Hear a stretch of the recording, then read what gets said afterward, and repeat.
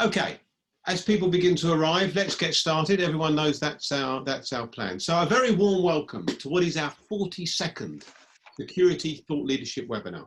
We've been here every Tuesday and every Thursday throughout this crisis, and other days too, as it happens, bringing you a thought leadership webinar where every week we debate an issue of relevance to the security sector. And the idea of thought leadership is that by critiquing and evaluating what's going on today, we get a better type of security tomorrow. And my panel today is going to be debating a topic that has been at the forefront of debate. Mental health well-being and the security sector, how it manages its staff and how it responds to others. And those of you who are regular attenders will know that this issue of mental health and security, mental health and the crisis, has been at the forefront of concerns. So we'll be debating it. My very grateful thanks to Social Stories Club for supporting this.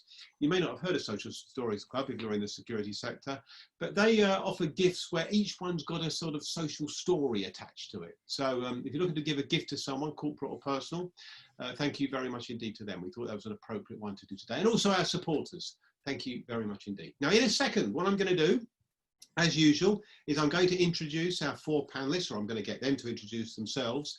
And once all four of them have done that, I will then come back to them and ask them their opening statement.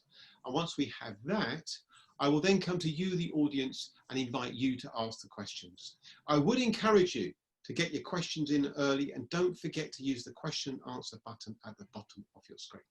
So without further ado, let's get going. And our first panelist is Yolanda. Yolanda, would you please introduce yourself? Hi Martin, thanks very much for having me here today. I feel very privileged to be a part of this panel.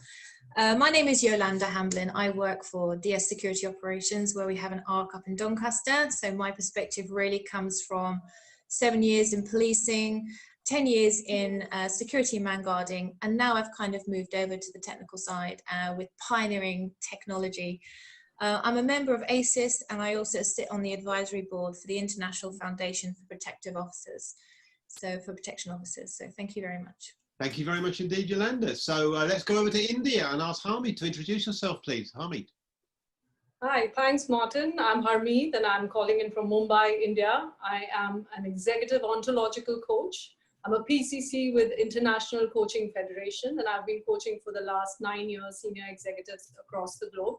I'm also a new field certified coach, which is an organization that trains leaders and coaches to use an ontological framework of coaching. And I have deep interest in mindfulness, so I'm also a yoga instructor. Thank you very much indeed, Harmy. I appreciate that. Now let's go to Philip. Philip, please introduce yourself. Philip Ingram, I am a sort of gamekeeper turned poacher. I'm a former senior military intelligence officer, having spent 26 years in the British Army, most of my career as a planner and a senior intelligence officer. And I'm now a journalist and run my own media company called Grey Hair Media, reporting on all matters security, intelligence, counterintelligence, global geopolitics, and an awful lot more. I also describe myself as a depression and PTSD survivor, more of which you'll hear a little later. And therefore, I've got practical experience of the subject that we've been in, having had some complex issues myself that I'm very pleased to say I've managed to get normal me back and out the other side. And that's one of the key messages I want to get across today. For those who want to know more of my story, there is a link in the chat that's there. Please feel free to click on that, and you can watch, listen, or read about it in some of the Sunday paper links that are there. Thank you very much indeed to you. And finally, Pippa, can you please introduce yourself, Pippa? Yes, good afternoon. My name is Pippa Steed. I work as a trainer. I'm an instructor for Mental Health First Aid England. I train people to be mental health first aiders in all sorts of settings. I work with young people and run a youth course, and also in the workplace, and run an adult course training people to be mental first aiders and learn how to support other people, and also how to look after their own mental health. I'm also a personal life coach, something I have done for the last eight and a half years, which I thoroughly enjoy. I also support several people, which I have done for many years on a one-to-one basis, who struggle with quite severe mental ill health. And I'm very much looking forward to this discussion today. Thank you very much indeed, panel. You've got to admit, audience, we do bring you really engaging people from around the world. So let's get off with our opening statement then, please. Yolanda, your insights on this issue, please. Yolanda. Well, I think speaking for the physical security manned guarding sector, I think we're already talking about a group of colleagues who are already pretty much on their own a lot of the time in their job. And then if you put on top of that the other compounding issues, personal experiences in relation to COVID, health and family, job insecurity, there's an awful lot of things there for individuals to have genuine fear about. And I think from my perspective, I think there is a greater need now to have far better personal contact with our colleagues than we've ever had before. So just talking to a colleague today, I've become aware that there are very senior leaders within our industry going out in the middle of the night, still touching base with our colleagues, working right on the front line, often on their own, and at night time where they're very, very isolated. And I think one of the key things is to see leadership acting very proactively, making sure that our colleagues on the front line always have somebody to talk to, feel part of a team rather than feeling on their own. Because it really is, when you're working at 3 o'clock in the morning and you're doing a patrol on your own around an empty building, it really is quite lonely. And at those sorts of times, talking to colleagues, that's when you have the greatest amount of time to think negative things. I often sort of say, you know, how do people feel when I email them, and how do they feel when I talk to them face to face? And I think going that extra mile, whatever that extra mile is, and making people feel part of the organisation is now as important as ever. Thank you very much indeed, Yolanda. I appreciate your opening statement. Now let's go over to India, and Harmy, your opening statement, please. Thank you, Martin. So well-being, as the topic says, for security, well-being has been very, very close to my heart.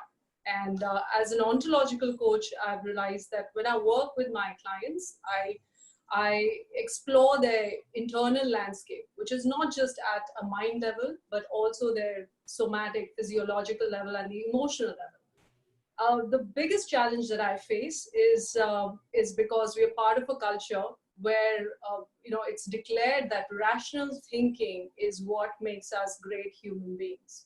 In fact, René Descartes said, "I think, therefore I am." And he declared into the world that rational thinking has a higher strata and not so much as irrational thinking, emotions, or the physical aspects of being a human in this world. So as an ontological coach, I bring in an integral aspect of us as human beings so that we can turn to having conversations which we've never had before in business settings.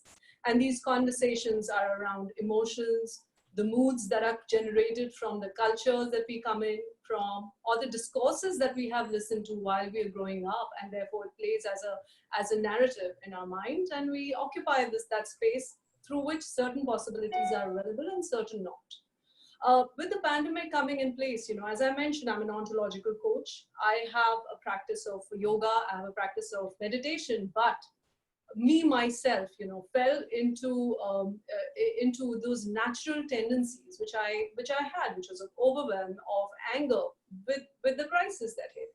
So if somebody like me who had practices in place to take care of myself and my well-being could fall into those triggers and those natural tendencies, people out there who are facing so much of stress, especially security industry, are likely to be falling prey to a lot of these tendencies. And once they are pushed to the foreground to be triggered, obviously they are not delivering on the results that they need to, which is to be really sharp, on the ground and achieving what they need to achieve. So I think it's a very relevant topic. It has always been mental well-being as well as emotional well-being to me. And it has become even more important as the context has moved to uncertain and chaotic, world that we are living in.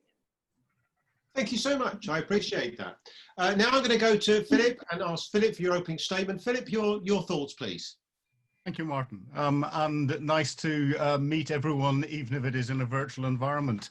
16.5 people, I'll not say who the half person is, who are on this event will have suffered or will be suffering some form of mental illness.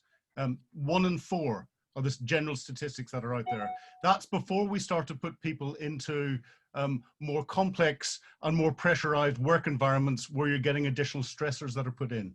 So it is something that is not unusual in the workforce. It is something that is not unusual in society. It's something that is not only suffered by someone else, but it is something that if you suffer it and you interact with other people, you can see them not wanting to talk to you or to disassociating themselves from you because they don't want to catch it.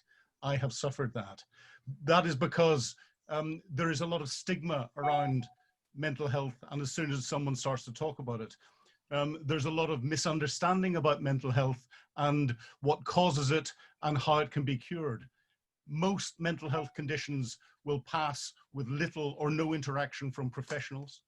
Some mental health conditions require some interaction, but it's like any illness. If you interact very early, it can be dealt with and treated very early. If you have a cold and you treat it properly and you get the right rest and drink lots, you stop it turning into pneumonia. If you get it into pneumonia and you get the right level of antibiotics and professional treatment, it stops it killing you. It's the same with mental health issues. And therefore it is something that we should accept within society is inevitable in a proportion, and quite a large proportion, of the people that you're going to interact with, whether it be professionally or whether it be personally, and recognize that if someone is suffering, you understand what the symptoms are, you understand how to treat them, you understand how to deal with people, rather than in ways that will exacerbate the conditions. And I believe it's not helped by our society where everything from the highest political level down to the which football team do you support seems to be based from a social media perspective on I hate the other side. And that just exacerbates the level of pressure that's potentially put on people. But at this very early stage, I want to just emphasize the fact that it is a normal condition, it is a treatable condition, and it is a condition where, and I've hit probably the highest levels of severity of some of the conditions that are through there, but come out the other side and got proper me back. And that's the thing that you have to recognize. There is this same individual or a proper individual or someone who's going to come out of it stronger at the other end, who's in that suffering pattern. And therefore, at times, we all may need a little bit of help.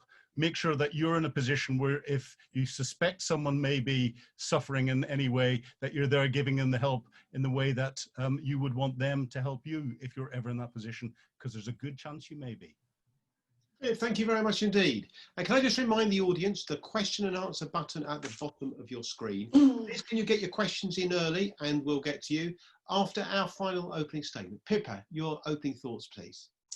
Yes, I would very much like to say I agree with Philip very much that our mental health is very much a part of our overall health, and quite often an area which becomes overlooked and not looked after. We don't practice self-care with our mental health quite often in the same way that we do with our physical health. And as Philip also said in different words, but our mental health, like our physical health, exists on a continuum and fluctuates. It fluctuates at different times in our life. It fluctuates depending on how much support we've got. It depends on how many stresses we have at that particular time. Very many things affect how we cope on that day, in that week, in that month. And at the moment, I think there are so many challenges which are very different for us all. So we've had to adapt to change, but quite often having self-awareness to know what it is that we're really missing. Like for some of us, we are really missing something which is part of our core values system. And that's very individual. Our core values are very individual to us. So one person may be really missing connections and the role that they play within an office environment or a team environment. Somebody else may be missing significance that they get from having feedback from their colleagues. Different people are missing different things. So I'd say it's a good time to spend a little time with self-awareness, understanding what are actually your main challenges, because they're probably very different to other people's, and sometimes we don't actually sit down and think what it is that we're finding really challenging at this time. The other thing that for many of us that is missing in these times are our coping mechanisms. So what do we do when we are feeling really stressed? For some people, might call for a pint on the way home. Not me personally, not very keen on pints. It may well be that we go to the gym, you know, on our way home. It may well be that we meet up with some friends and have a good chat, but some of those things are just not available. They're maybe becoming more available, but available with changes that don't quite feel the same, and possibly with dangers for some people that they just think it's no longer fitting or filling that space. So a lot of people's coping mechanisms are also missing. So it is even more important that we do connecting and listen to people and ask each other. And the sort of great phrase of, how are you? Oh, I'm fine, thanks. How are you? Oh, good. Which is probably not the case at all. Quite often means that things do go unnoticed. So actually asking deeper questions of the colleagues and our friends and family that we are maybe speaking to via Zoom calls and phone calls, asking more opening questions like, you know, what are your main challenges at the moment? You maybe get a little bit of a more open answer, and it's so important to do that, and so important to listen to one another. I think listening is a really underrated skill, and quite often in our time pressured lives, even people working from home, often working far harder, time to actually listen to somebody and spend some time on their agenda quite often goes a little bit sparse, or becomes a little bit sparse. I think also as organisations, it's really important to embrace mental health at the highest levels. There is a lot of stigma around mental health. There is a lot of areas where people assume that they will meet with judgment. It may well be that if they talk about being very stressed or overwhelmed with what's going on for them at the moment, that actually when that promotion comes up, they'll be passed up because they're not good at dealing with things, rather than actually they were willing to acknowledge and have that self-awareness and do something about it. But it sort of gets a bit skewed, and people are afraid of actually talking about their mental health, but that in an organisation needs to come from the top, with examples and sort of leadership in that way from the top, because it's the only way people feel okay and feel safe to show a bit of their vulnerable self, is if actually the people above them on the ladder do the same. So I would encourage you as much as possible in your organisations to lead by example from the top down, to give people that safety and that feeling that they are able to do that without negative judgment. Pippa, thank you very much indeed. Okay, let's go to questions. Just remind the audience, question and answer button at the bottom of your screen. If you would like to ask a question, get the question in early. As you know, we move fast on this programme. Right, let me come to Harmy first, please. And Harmy, a question here from Andrea Burkhoff, who works for one of the major city security magazine, which is aimed at people working in the city. But one of the questions that she's interested in are, what's the main good mental health tips that can govern working from home? Now, of course, this is nothing new about working from home. There is in this scale, and there is on this crisis. So Harmy, I'll start with you first, and then I'll come to Philip after you. Harmy, your thoughts on this, please. Sure. So I think the first thing that's coming to my mind as a tip to ensure that we are taking care of our mental health as we are working from home is to have strong boundaries between what we are doing at home and the work that we are doing at home. The biggest challenge that all of us are facing while working from home is that the boundaries are getting completely blurred. So to be able to demarcate your time and to identify those boundaries in your daytime, which is your own and what is dedicated to your work, is extremely critical.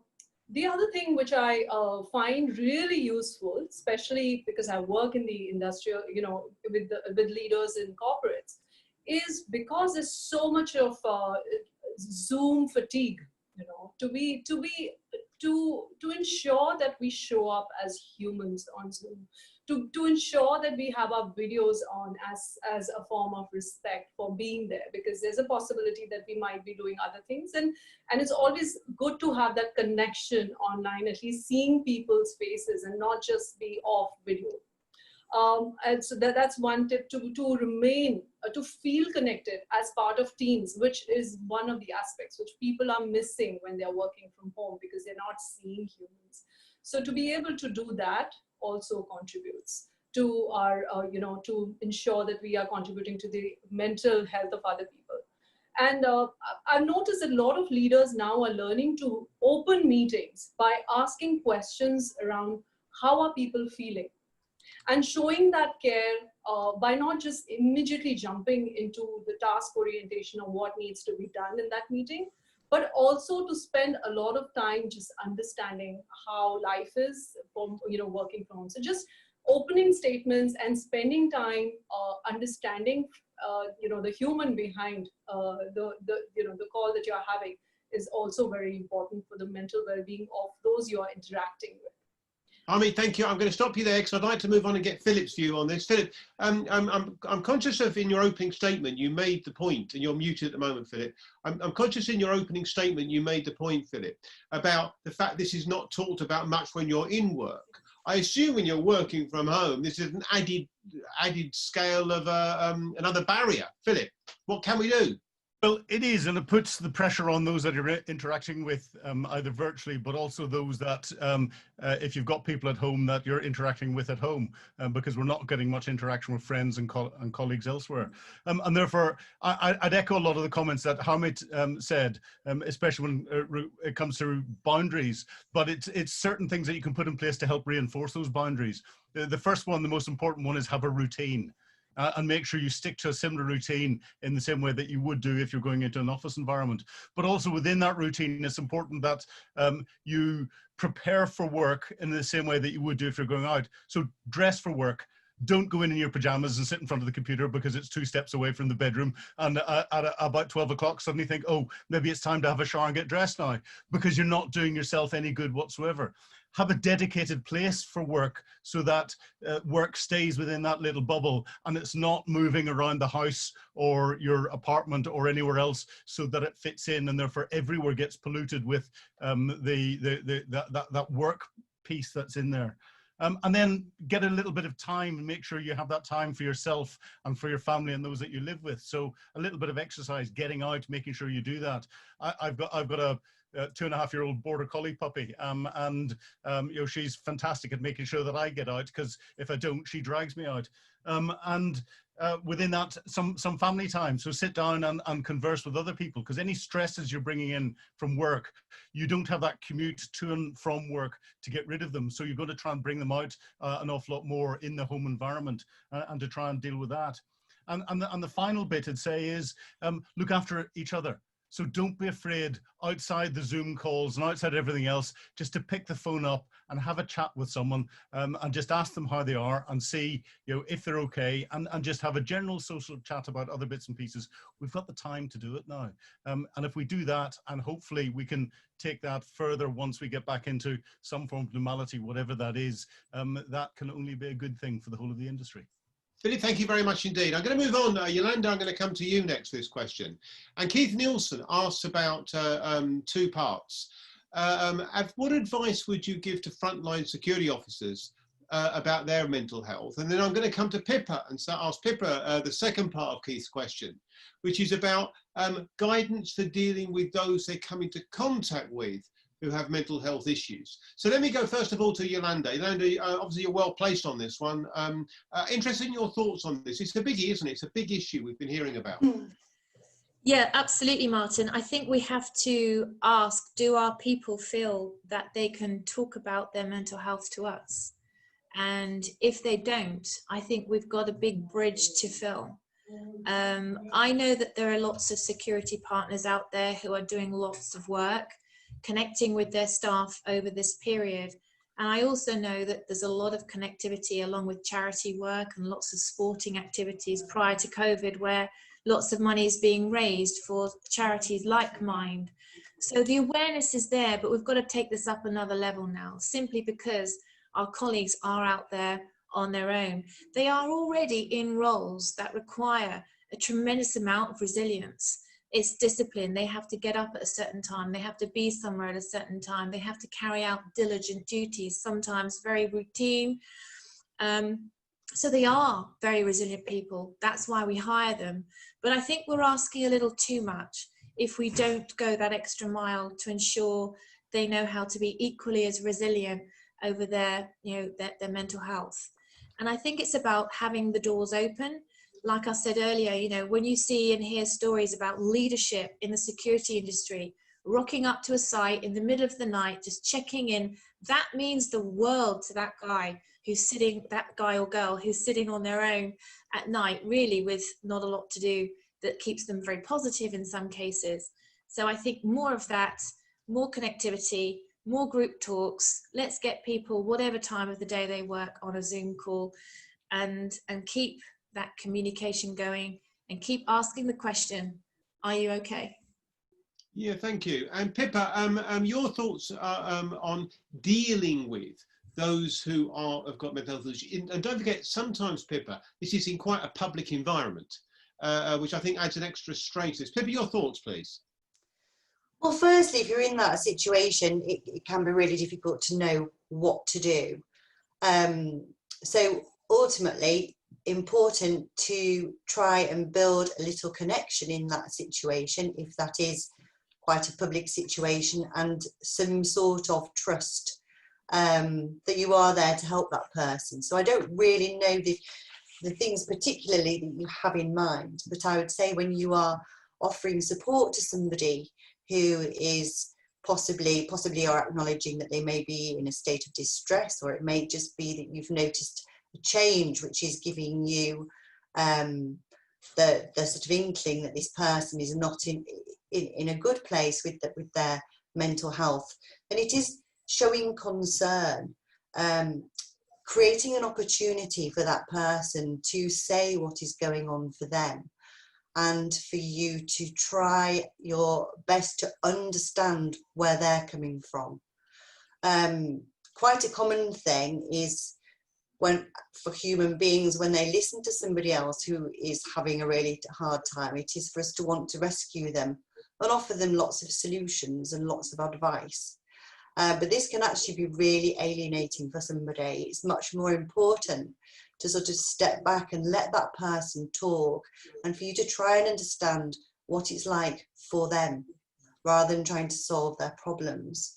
So listening, it will also help you to assess really what the situation is for that person, and then to encourage them to get some support. If that's appropriate, then do your best to encourage. Sometimes you can't do any more than that. You can maybe check in with that person, it depends on the situation, a day or two later, and see if they have done that, to try and encourage them further. It could just be that you're signposting that person. It depends on your situation and how often you see that person, how well you know that person, what your relationship is with that person. But really and truly, creating an opportunity for somebody to talk and for you to listen, but staying with what's going on for them, can really be so supportive and help somebody feel that, wow, somebody's trying to understand where I'm at. Thank you for that. Thank you for your question. I want to move on because we've absolutely got questions galore here, and I can see the questions, and they're really good questions. So I'm going to move quite fast. Harmy, I'm going to ask you to be brief if you can. It's a big question from Neil Moscrop, and he's asking about what the early indications are that someone may be beginning to suffer from problems. Because a really good point, it's not so obvious, is it? As Philip was saying a little bit earlier, you can't see it in the same way. So Harmy, what are the sorts of things, big picture, high level, we should be looking for? Oh, well, from my perspective, when I look at people, there are a couple of things that I look for. One is, what is their eye contact? Are they really looking at me? What kind of eye contact do they have? The second thing is, what is the kind of breathing that they're doing? Is it a full body breathing? Are they really breathing right up here? Or it's a breathing where their body, their chest specifically is expanding or not? So what's the kind of breathing they have? And on task, if we find out that there are mistakes and repetitive mistakes are happening, then we know that this person is not in their window of tolerance and have gone beyond that stress and trauma for a long time. Thank you very much indeed. And I'm going to ask Philip first, then Yolanda this question. It's from Ivan Capello. And Philip, the question is, what advice would you give to security professionals who wish to seek mental health guidance but are in fear of potential damage to their career? Well, what a great question to ask you, Philip. I mean, because, of course, in some ways, you've been there, but for a lot of people, this is a massive issue, has already been noted. Philip, what do they do? Headline answer, if you wouldn't mind, Philip, we're in rush to time. Yep, it's a huge issue. When I was in the military, it was career ending, full stop. And I understand the fear completely. Therefore, if that is the position that you're in, your employer has not got a good approach to mental health. However, the next step is, it depends on the level of mental health issue that's there. If you can talk to family, if you can talk to friends off the record, that's a good start. If you can't do that, if you can talk to potentially a colleague that you know that you can trust, that's the next bit. And if it's getting more serious, there are a number of professional charities that are out there and professional organizations that are easy to find. And it depends on your background, depends what it is, which is the best for you. There's a lot of good ones for ex-service personnel, and a smaller number for ex-police and other blue light. And those tend to be a lot of the people that are in the wider security industry. And then if ultimately you're in crisis, then there are the Samaritans. And the bit between crisis and the charities is your GP. I went to my GP, but it took me getting to the point where I recognized I need some form of help. Everyone else around me had known it for years, but I had to make that decision, and my GP signposted me in the right direction, and I got the right treatment. It took a long, long time, but then I got proper me back. Well done, Philip. Thank you very much indeed. Yolanda, I guess with security officers, it could be about career. It could also be worried about keeping their job, though. Yolanda, so what do they do? I think we have to remember that the law protects them, but also I think we have a responsibility as an employer to make it a safe space for them to be able to come to us with concerns around mental health. And if we don't make it a safe space, then we can only accept the consequences will be very negative. We need to give people the reassurance that we're on top of their concerns. And the only way we can do that is by keeping a very open dialogue and making sure that that conversation isn't hidden in the darkness, but it's out in the open, and help people to feel very empowered to come forward with concerns that they have, because ultimately it's only going to harm the business. Yeah, exactly. Thank you very much indeed. Let me come now to Pippa. Pippa, a question from Radoslav Zavkov. And along similar lines, but a different focus, Pippa. Radoslav's question is, it's a sensitive matter to start talking to people about this issue.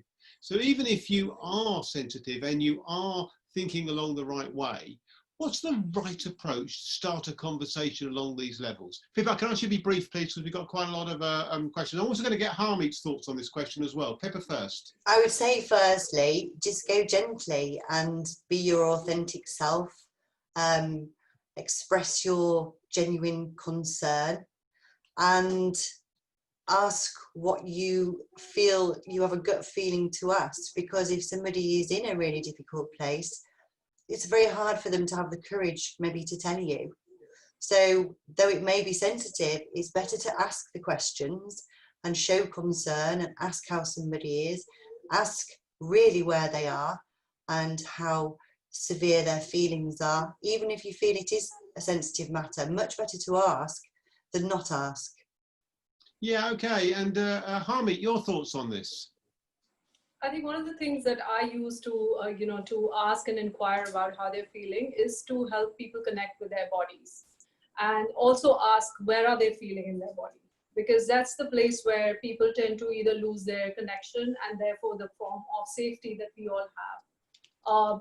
So it's a difficult question to ask because many of us have completely dissociated. We feel that we are all here in the head, we are paid for that, we're all credentials, we're all expertise, but we've completely lost the connection from our head to the heart and our body.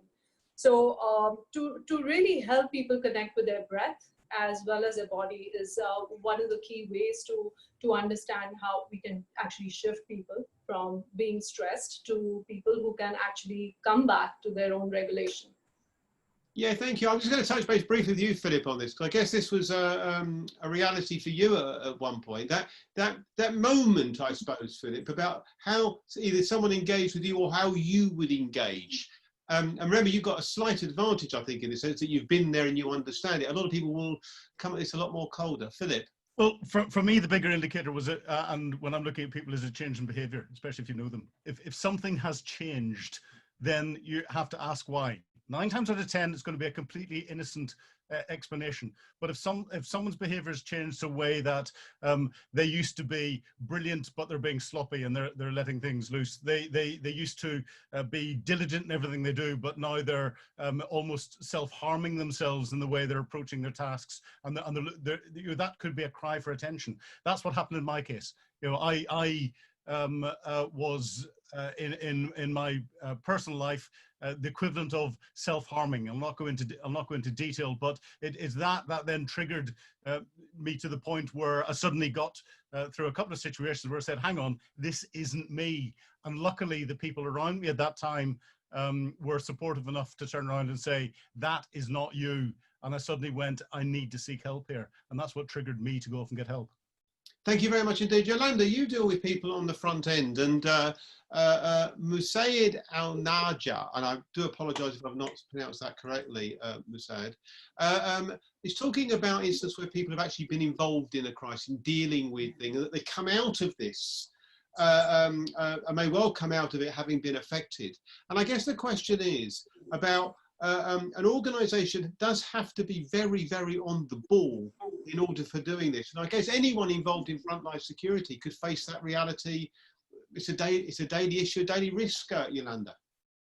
Yes, and I think it goes back to, again, the resilience piece, because a lot of our people are already a little bit more resilient than most. And that's because they're dealing with very different circumstances, very different tasks, very different exposures to very different types of the lives that we probably, you know, in our normal world wouldn't ever see. In fact, it's quite unnerving just walking around an old building on your own in the middle of the night. You're hearing creaks and you start to ask yourself, do ghosts really exist? And it's very easy to get yourself into a little panic. But let's be real. There's a wider picture than that. Let's be better is my phrase. And you know, I think we have to ask ourselves, as their employer, are we in touch with how they feel? Yeah, thank you very much indeed. I mean, a lot of what all of you are talking about is the culture of the organisation, and that's cropped up time and time again in different contexts. Okay, let me go to you, Pippa, and a question from Darren Carter, and I'd like to get Harmy afterwards in the sense of India. But Darren's point is that basically he feels the government's line on this has been slight, to say the least, and therefore it's falling on employers to take the responsibility. And a very high level question, Pippa, because we're running out of time. Where does one go to get advice as a company about what the best approach is? Given what's coming through this, everybody's circumstances vary and context of organisations vary. Pippa, I suppose I could come to you, Pippa. I think it is quite a difficult question because there are an awful lot of gaps. Certainly for me, I would direct people to Mental Health First Aid England. There's a lot of resources and guidelines on their website. But it is actually a very difficult area. There are less and less resources. Sometimes the voluntary organisations are more accessible and give better or more accessible advice than you're able to get from government sources. But I do think it is difficult as organisations. I think what we can do is educate people into learning how to recognise signs, learning how to look after their employees mental health illnesses or mental wellness, and encourage people to seek help at an early stage, because the resources further down the line are quite slight, unfortunately. So maintaining good mental health is actually a lot easier as an organisation than trying to trying to help people if their mental health deteriorates. But obviously it's also vitally important to support them to do that too. But it certainly is easier to intervene at an early stage and help people at that time. Thank you, Pippa. Just Harmy, very briefly, very briefly, we're running out of time. Harmy, in India, is the government advice good there? Have you got a good supply? I almost know the answer, I suspect, but just in case, Harmy, very briefly, Harmy, please. Oh, you have the answer already, but the thing is, I think we're just getting our security people to be trained, properly. And I believe that if we can include the dialogue on mental health and well-being in the training module itself, and make, like as Pippa was saying, as a preventive to train them right on the onset, that's going to be the solution, instead of looking at government to be able to solve it for us. Okay, thank you very much indeed. Philip, I'm going to ask you for a very quick answer because we're running out of time, but Erica Gibbons actually has asked a question that I just want to make sure we cover. Is we've done a lot of talking here today about on the front line and about staff and about those they deal with. We haven't actually mentioned leadership so much, but Philip, I guess the point is it might be even more difficult to show forward thinking if you're an individual who's suffering and you're in a leadership position. Philip. Well, a lot of people in that position won't actually realize that they're suffering. However, I think instead of it showing a weakness from a leadership perspective, certainly in my own personal experience in dealing with people that I've dealt with who've had mental health issues, where I've been able to describe some of the issues that I've gone through. And this was before I'd realized where I was. But even since then, it's actually shown a strength in leadership rather than a weakness in leadership. So it's been able to show that you can get through from a leader's perspective. And whenever someone turns around and says, "Oh, boss, but I didn't realize that you were suffering like that," that then brings that additional strength that's in. One quick point to the previous question, I don't think it's a government issue, and I don't think it's necessarily an employer's issue. It's something that we as a whole society need to get a grip of at all levels and work from a societal perspective to help to make sure that there isn't a stigma around mental health issues. Yeah, thank you very much indeed. Well, panel, I have to say, there are so many issues there. There are more questions cropping up, but we're not going to be getting to them all. I'm just going to ask you all very briefly, for just 15 seconds, if you would, each of you, your key thoughts on your main takeaway or your main point you would like to emphasize about how we as a security sector move from here. Yolanda, just very briefly, 15 seconds, no more, please. Okay, so I put this down to the 3 Ps: proactive, ask questions; people, can they approach us; policy, are we supporting them enough? In essence, the only question I want to leave you with is, how many people in your organization have self-assessed themselves or self-flagged themselves with mental health concerns, as opposed to self-flagging up physical sickness? That's an interesting question. I don't know what the answer is there. Harmy, just 15 seconds, please. Your main takeaway, please, Harmy. Well, my main takeaway remains that human cognition is more than what happens in our brain. And it happens actually in our nervous system, which is all over our body. And this nervous system is actually part of biology. So when we are looking to make any change or anything, we need to make sure that we are completely embodying it and talking about our feelings as well as our somatics. Yes, thank you very much indeed, Harmy. And Philip, just 15 seconds, if you wouldn't mind, please, your final comment. I'd emphasize that mental health issues are either a condition or an illness and therefore can be treated. A policy is not a culture. Culture is important, and it's vital that everyone within your organization understands that at times it's all right not to be all right. Yes, thank you very much indeed. And finally, Pippa, in just 15 seconds, Pippa, your main takeaway, your main thought, please. Well, really that is so important for organizations to embrace mental health as a whole, as almost like a team. It's part of the culture of the organisation. And on an individual level, I would say keep in touch with people at these times when people do feel disconnected. Ask how people are, and then ask how they really are. Because quite often you'll get okay to the first answer and maybe a little bit more to the second answer. And listen without offering advice. Thank you so much indeed. Well, panel, thank you for your answers. That was an absolutely fascinating set of issues, actually. I'm not sure we've ever had a webinar where we've given quite so much thoughts about how you deal with the issue. So thank you very much indeed to all of you for that. And thank you very much indeed to Social Story Club for supporting it. Don't forget, they're the ones who do social, all their gifts are related to some sort of social cause. You buy the gift and they make sure it comes from a social cause. And also for our supporters, for their support. It wouldn't be possible without them. Just to let you know and remind you that the Outstanding Security Performance Awards, the entries are still open in Kenya, Germany, the UK and Romania. Please don't forget to do that. And in India, the winners have been announced. We had an award ceremony on Saturday. It was absolutely fantastic. If you'd like to know who the winners are in India, please go to the OSPA's website. And the techers, if you're involved in economic crime, entries are open till September the 1st. Please make sure you put people forward. It matters a lot that we recognise those who are really good at what they do. And finally, just to say that we go through it all again on Thursday. And on Thursday, we're looking at maximising the potential of big data and protecting people's privacy, the challenges for the security sector. And we've got lots more webinars planned up all the way through to October. We're going to stay here with you, debating issues of importance to you. So once again, thank you to my audience for asking the questions. I'm sorry we didn't get through to everyone. Thank you very much indeed to the panel for their expert insights. That was absolutely fascinating. And also in the background, I've got Christine Brooks and Hannah Miller, who once again have done a sterling job. So I hope to see you on Thursday. If not, I hope to see you soon. Until then, wherever you are in the world, stay safe.